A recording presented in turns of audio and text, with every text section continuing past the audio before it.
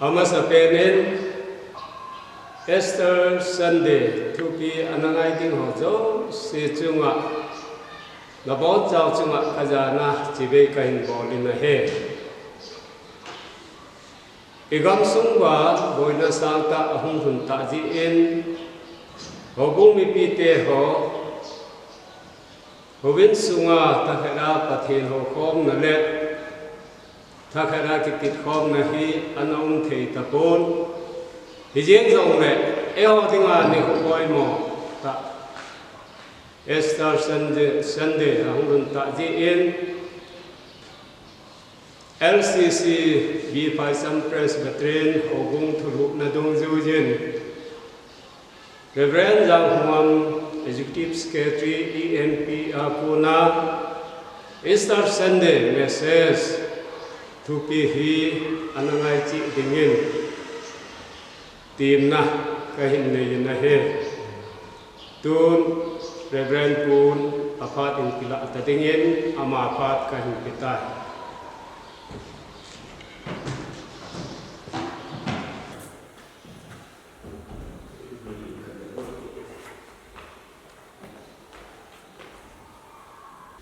Phát masapinin tu kum sang ni som ni Easter Sunday sermon pati dinga hinadam na phát pa ap pa pathin kahin thangwa na hi tu kum Easter Sunday hi kum na nga bongin mi pi ki khom na thei thei zong le B5 LCC ho in yung namun si uwa pathin thu ngai thei na dinga social media mangsa a pathin thu se na ding itabang phanan gun nau chunga zong ki pa thu kain phung na hi chule tunia Easter Sunday thu pi anangai te ho zo si zo ipakaw Yesu Krista minin ka ngai nau chibe kain bole na hi Pathin thua ai kiu lim na ding ovin Bible chang 1 Corinthians som langa chang som nya kipan som ni let ni chan anangai thauti 1 Corinthians som langa chang som nya kipan som ni let ni ai wangin tun Krista chu ai muhola aga masapi ni na pangin athi hola akunin atho do ta na hi mihima ko na thina aum ji chun mihima ko mama thokit na aum ta na hi ije na mitile adam mi jo si athi banga chu Krista mi jo si hin sa ding hi atuthi isim lo thini pa na tha in ibon sawanin pathe ibu tawan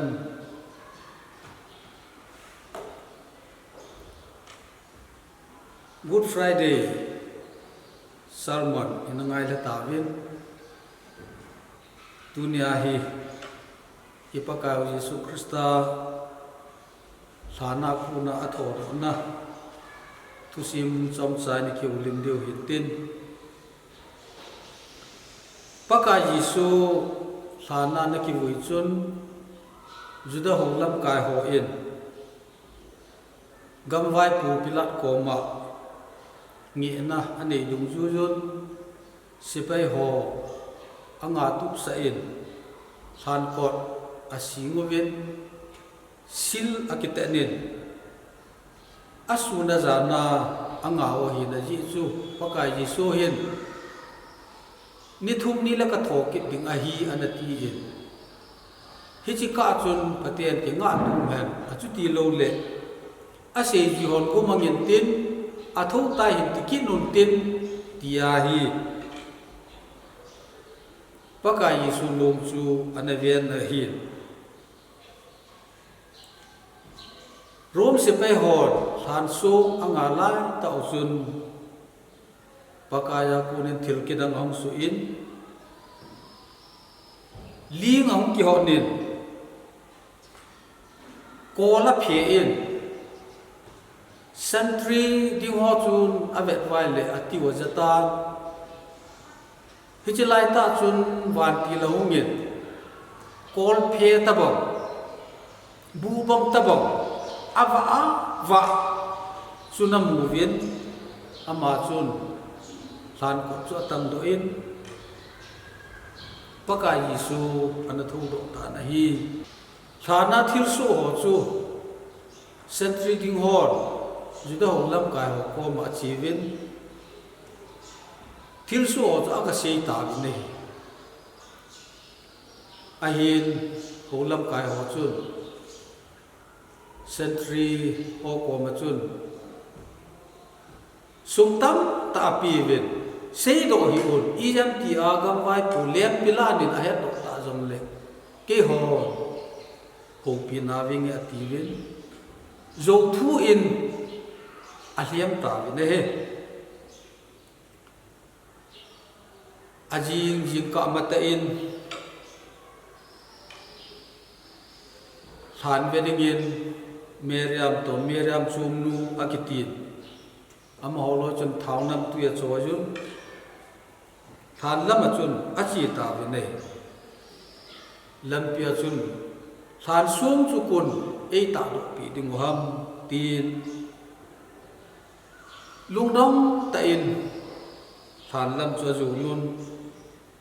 ai in la than mun aga pau chun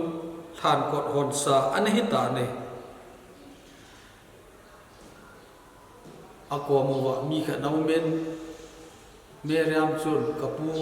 atin hon nga pa ai sa e hi chuwa ki vui pa Jesu chu hoya ta kuna pu do hai ta mati in chuin hon nga pa amu chu paka Yesu ama ta hi chu Miriam ki musa e chuin Miriam a nga adir su sibai abu in Bible le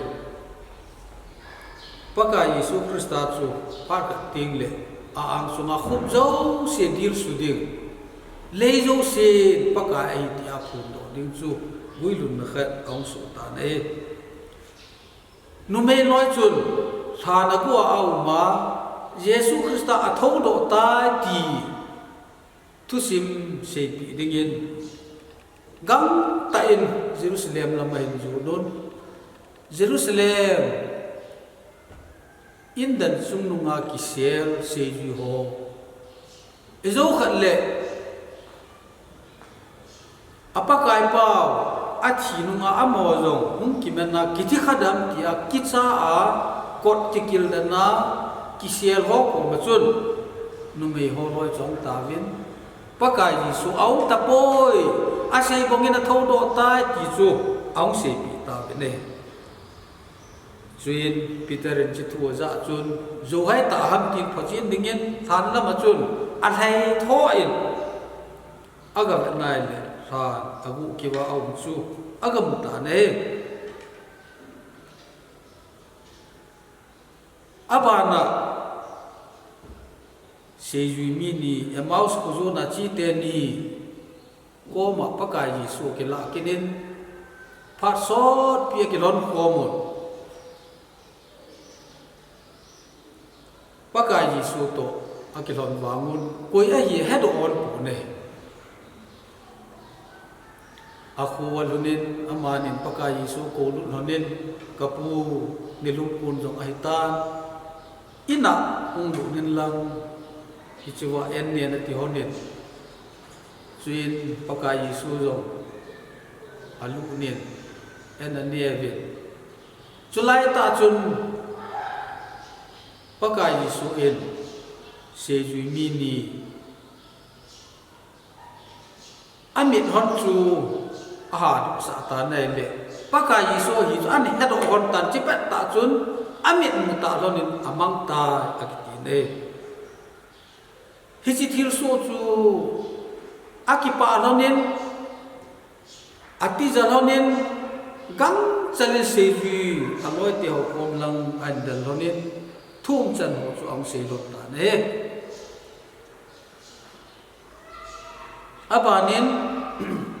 hichilai ko na sei no mu chu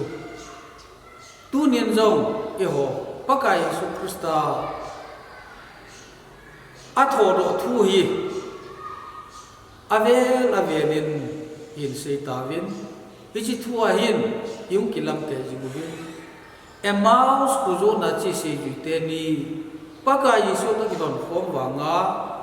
ama a hilam hellowa kimuto lowa ki hon kho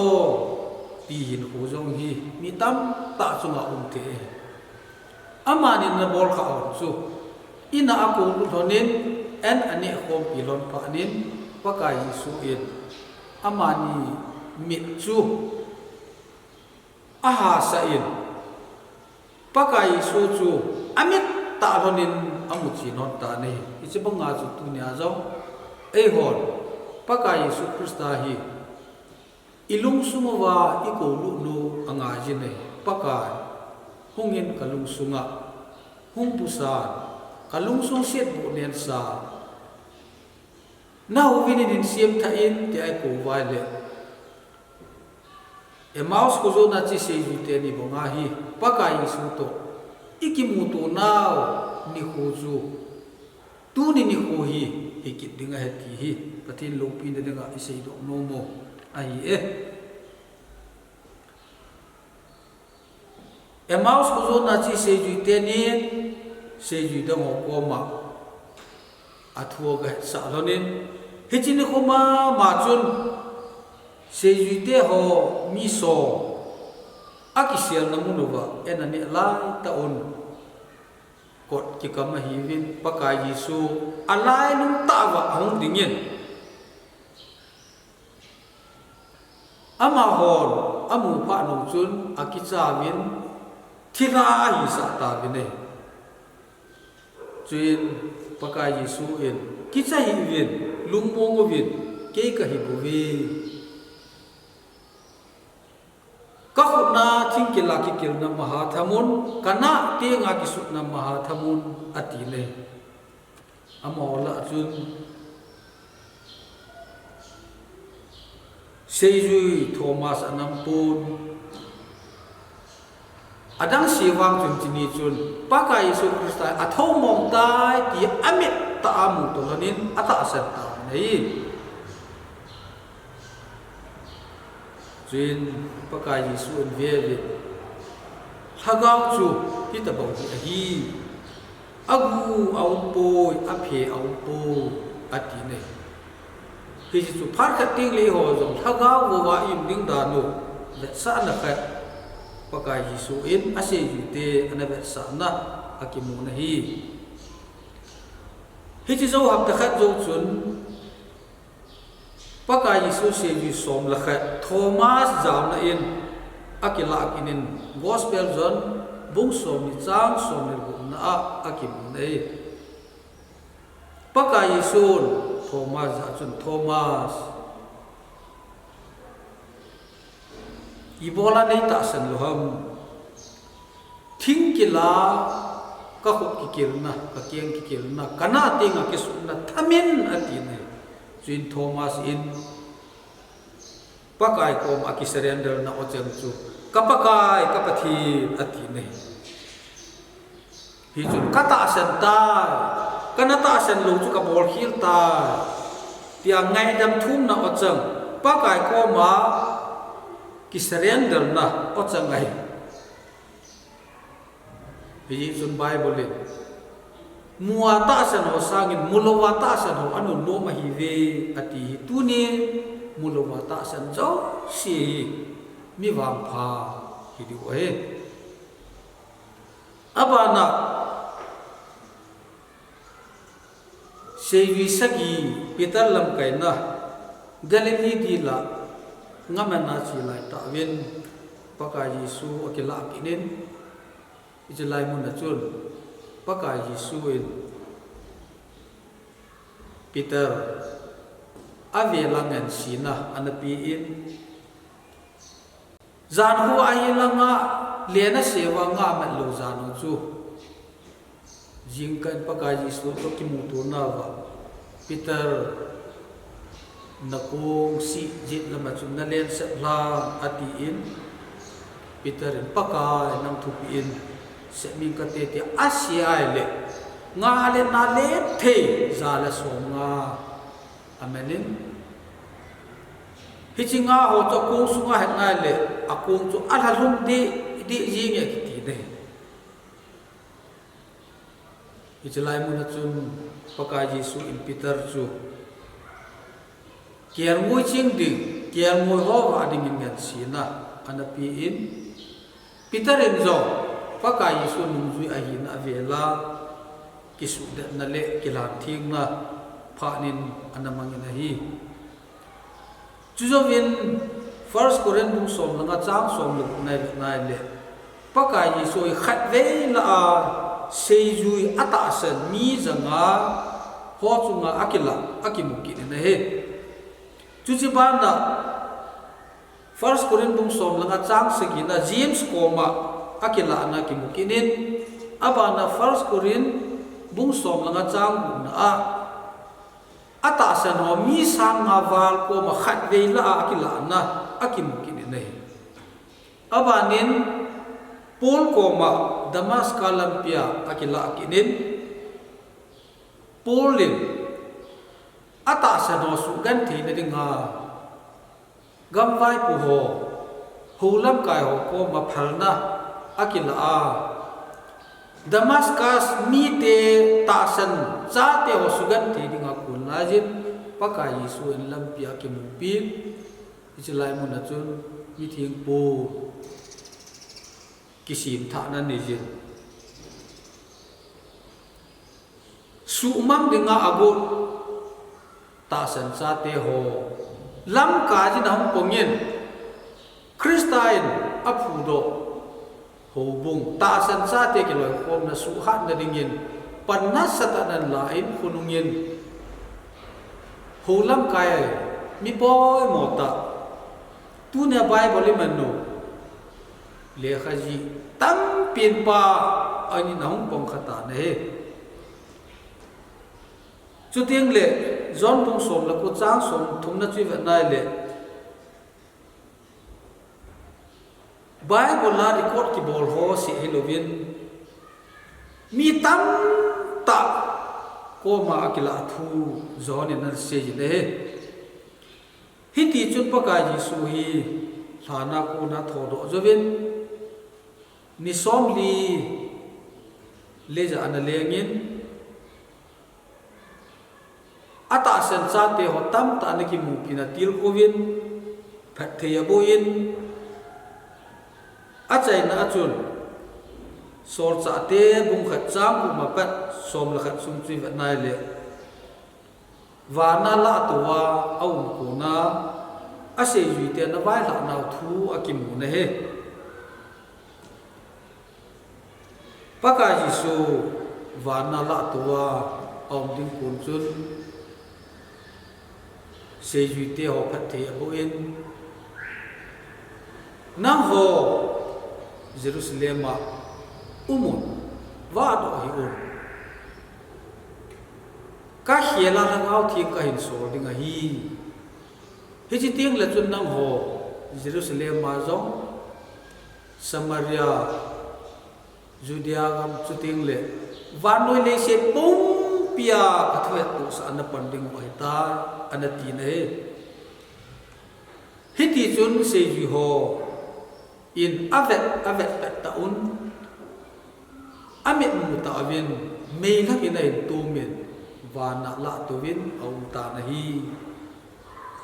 se ji te hon van la ma ve vin avet mang to ka avin a ve vin chlai ta chun van til ni akom wa pon bong kisil mi ni ong dingin Galilea mi te ho na ho ni bola van lam na ve na wa lung dong na hi ve tu nya paka Yesu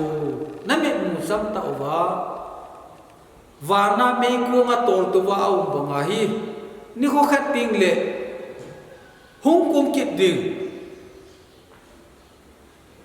he chi ni tiang le chun ama cham ni ta pu ten van tir sang som sang za to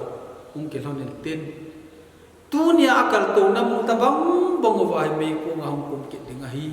ati vi nei ichini khuwa se ju te ho ngai tu lunggel ding ran ka ngai tu le a thao jong no min tin alumu jong helin tin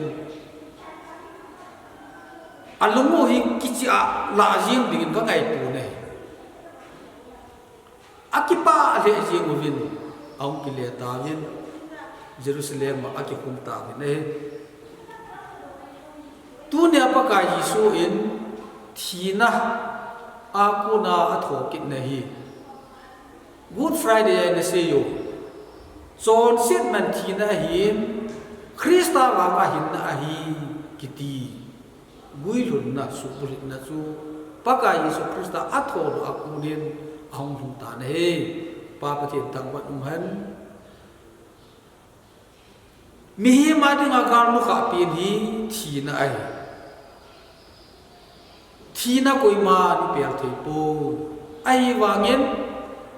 paka Yesu Krista za la hi John set man thina ichungwa vai hom ta jong le paka Yesu Krista athono bang banga hi ata san jong si itho do so ke ding wa hi ti paka Yesu Krista thodo hin e hin ne paka Yesu in e vai la nau chu tu na ki ma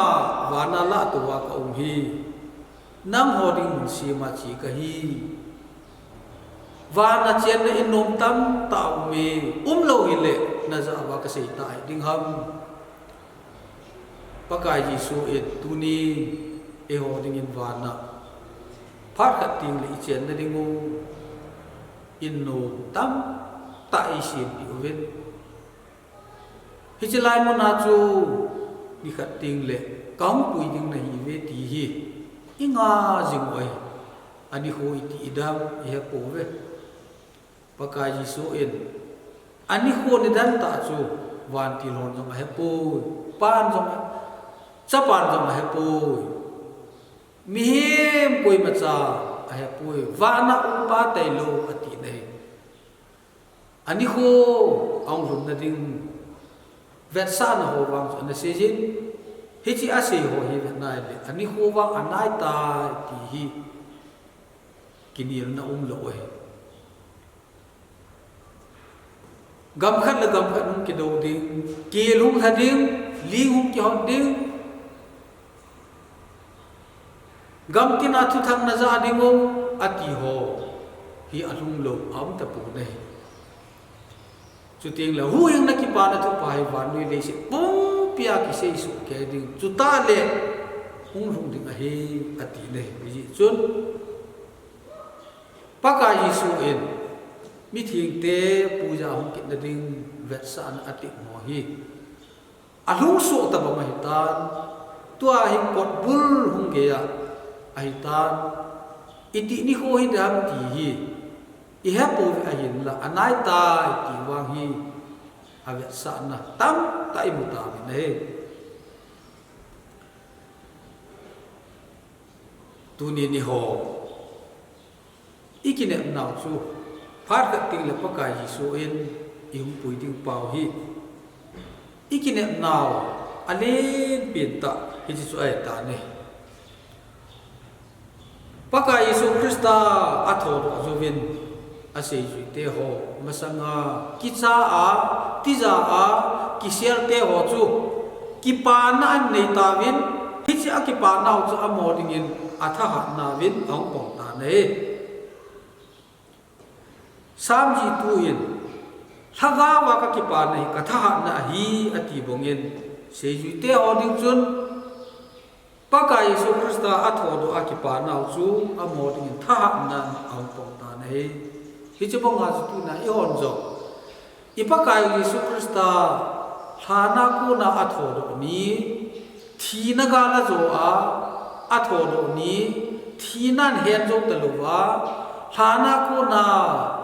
aung tho do na hi I ho ding a zo ikipa nào liền tại hi chi chu ho dinga i khaga bu tha na thupi ta pathin ei piu chu hi a tho do ma sang chun ta sa le an le ngin aum na mun khat bo an min a tho do zo pha chun khaga min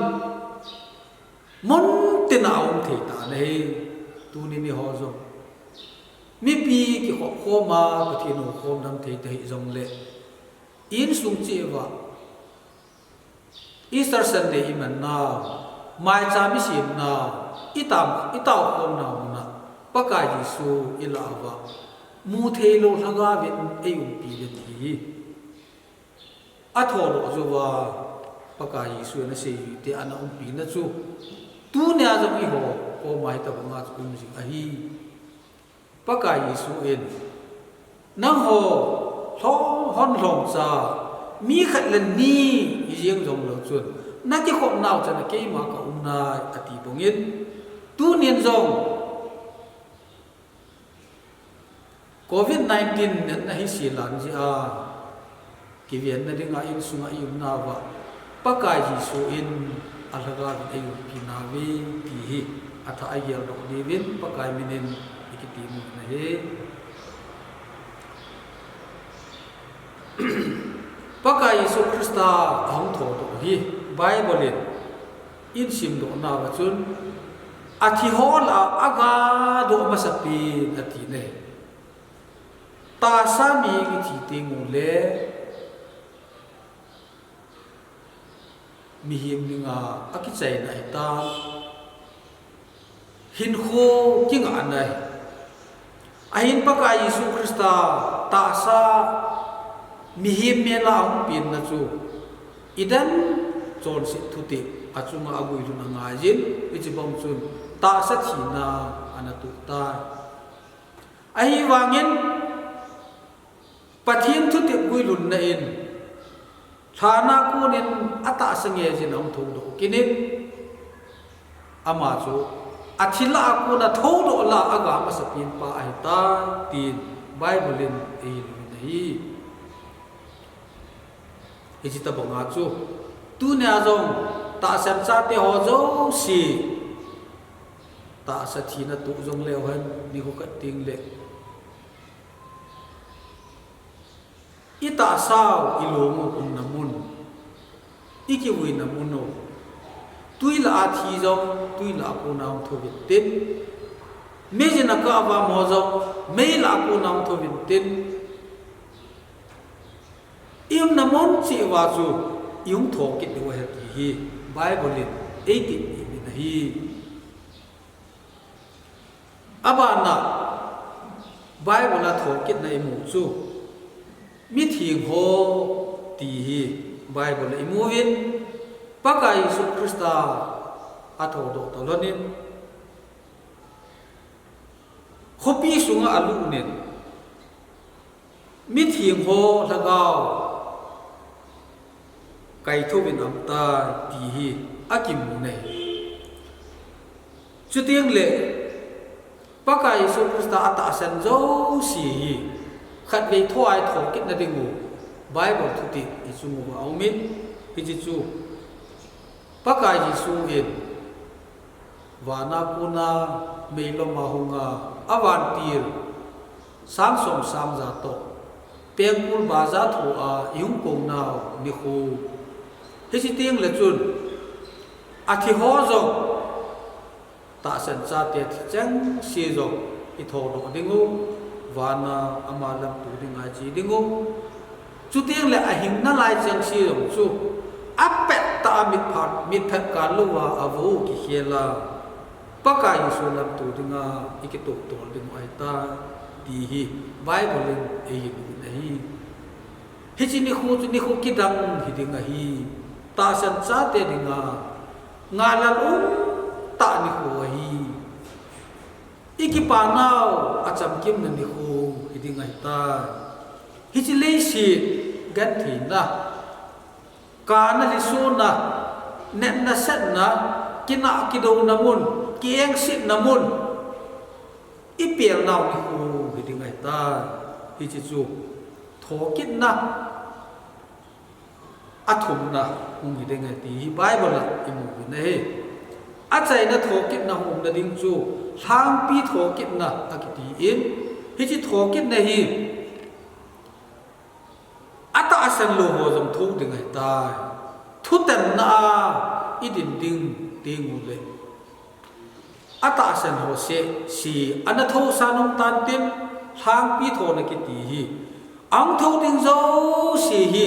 thim mo changa hum tho du ai ta chu chi ni khu ting le amo ding ki si na pha jong ta pun tin ki si u jong le pa chung ta lo ding pa kai ko ma ngai dam thu mu jong le pa chung ta pun ti aji chu thu pi tan na anga ding du ai ta mi ma a chon na dung zu ya ama ma ta thu ki ten ding ama le ji na chon na phun do ding a chon na ma thu atan ding hai tai ti thu pi tan na lal to na ka ma za van noi tin nam tin mi him zo si thu tan na pha ka jong min tin hi ju tho kit a ki chai na hi ding hai ti Bible e si ne tunin ipakaw Yesu Krista atho do hi ta san cha te dinga ha chang pa ki pa na ni khu a hi wan noi le si na hu hing pu ka hi tia ki phunga ho lam ka tam ta aumen India gam sunga ho lam kai ma sa sik ho phut do te ho Guru Nanak kiti te ho chuting le Buddhism hin phut do Gautam Buddha kiti te ho Islam ho hin phut do Muhammad kiti te ho athiso ke jivin ai wangin atho do ta ti au pu ne hi ta bang chun lấy sự chung là hậu tâm pi áo miền cái chỉ hậu hiện phụ độ họ dấu xì à thì sự kia dính quay mà cha à thâu độ ta pi áo bồi bác cái Yesu Christa và pathi na hin na van lấy sự xin pa hin na pathin khát sẽ pathin ta bẹ mong mong tôn sót pathin na hin pot xin na chú athiin atho do kita hi chun baka Yesu Krista han sung ki ji na jong si thu sim ki ji na jong sia mi him te bangin le Jesus akiti pu ne aji chu ama a hing nga he sa ahum dik akiti in Bible alpha le omega su ipaka Yesu Krista ahi hichi i hodinga ha chang pa ki pa na bel ta pathi ikine nau pathi le se chunga pathin tam pi zong le pathin chung nu nga hin na pathin jo se pathi a hin na leng jo se leng a hin na doctor jo se doctor a hin na chung nu pe pathi a hin na ama mi te i ko hi i wang phat nau chung nu pe na hi in pa pathi thang wat nong han tunin e ho zo avelin ipakaw Yesu Krista thoket na hi atha in gel do oitin gal no kha pin zo ipaka juvin ni hu khat ting le athi masa ingai chamu mi masate ho zom hung kai thobin tin rep jan ni ko in idam suman la tai le thina te kalwa apat tai bu ki khela pakai ko ma chi ho zom la tuan dingo hin tin hi chi masanga chu chon sip man thina in ita sa chumo vai no hom kha ta zong le ipakaw Yesu Krista tha na zala chui ho zong thim changa cây thô và đình hi viên his tiếng là chun chỉ mà sai ngày chẳng ngu mi lui chẳng to mi mà sa te ho adam ma ki pa na mi thieng ma sa ho akhanga pathin mi te ho to pakai am suma chu ikimu to dingo aton sona ama iwa cho yuwa ama ai ho dingo gil kiel dang sa talo nan la sa talo thi naman na talo gan la to talo na muna chu pakai sun yung pui dingo kinema tu lung sit khanga hi umi hi ven hi sun tu kum sang ni som ni Easter Sunday ipakaw Jesu Krista ehu impu thi na gala zo atho do ni khu imenu to thonin e ho zo sien zo atha in ilagaw hin khu kivet kinu hitin ipakaw Jesu Krista dingen atha in kilan thi na ne zo hitin khununga ichen dingo pakai Yesu Krista angal lo pina pakai jinai pi ding te ho sumil lovin hin ko mango hitet hi pakai mina ikitim na ahi em tuni ki hom na te ho angai zo si pa pathinin phathei bu ta hen pathinin phat pai pi wa ong rong ki ding kum sang ni som ni la khat Easter Sunday dam sela imu the ni dingovin pa pathinin ibon sau chunga phathina pi pitau hen